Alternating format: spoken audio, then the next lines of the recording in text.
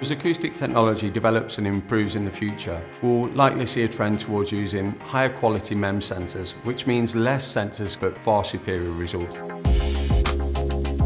The Flir Si1-LD is built with just 96 sensors. We were able to do that by improving the quality of the MEMS sensors used in the camera itself. We've managed to surpass the performance we were expecting with less microphones. It's not all about numbers. You need good quality and you need good filters and well-developed analytics. That makes the maintenance cycle way easier, saving costs and energy in the end. So from a customer's perspective, they can end up with a solution that can give them the results that they need, but at a reduced cost.